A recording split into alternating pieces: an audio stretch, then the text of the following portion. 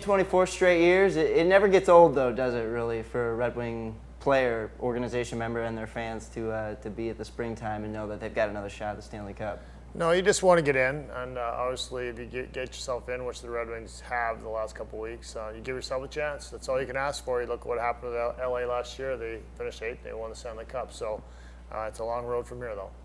A long road that starts with one of the best from their own division this year, the Atlantic Division, the Tampa Bay Lightning. And what do you know? Steve Yzerman's at the helm of their all their roster moves and particulars. So it's the Red Wings going up against one of their all-time great iconic players in a front office role now in this series. So how is it intriguing for you to set up that, a Red Wing great is now in charge of putting this Tampa Bay roster together? Well, obviously he learned, he had some good tutelage under Kenny Holland for a number of years, and he learned how to do a lot of things. And the way I think he's put Tampa Bay together in a lot of ways what the Red Wings have put together: fast, highly skilled, move the puck real well, good goaltending.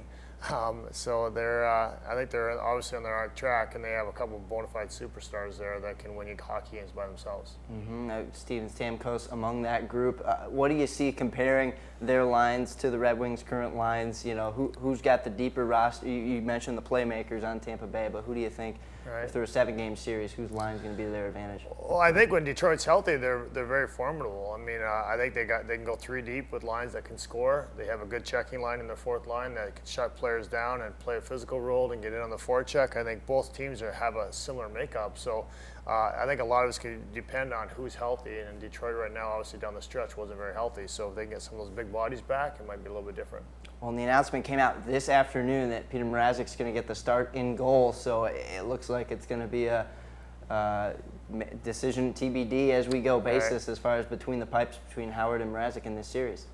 Yeah, I was a little surprised. I thought they'd go with Jimmy, but I think Peter's probably, earned the chance to play. He's played a little better down the stretch. I'm sure Jimmy's really disappointed, but it's going to be interesting. The playoffs are a whole different ballgame, especially for goaltending. The pressure in Detroit as a goaltender is usually pretty high, and they expect big things from him. So I don't think Peter has to win the game by himself. He just got to make the saves he has to make.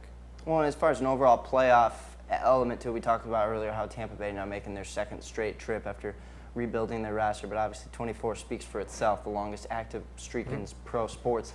So yes, it's special for the team and their fans every year, but this does kind of give them that little extra edge, kind of like Tom Izzo and Michigan State in March.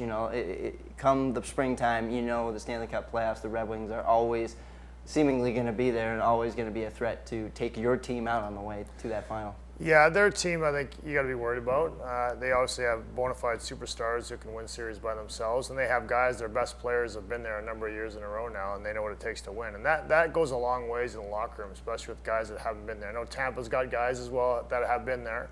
I know Ryan Callahan, they brought in Boyle from the Rangers last year. They've got guys that have been there, but for the most part, they got a real young team. So it's going to be interesting to see how they react to certain situations, pressure-wise situations. And I know Detroit's got guys that have been there a lot, so I think they'll have a little bit of an advantage from that standpoint.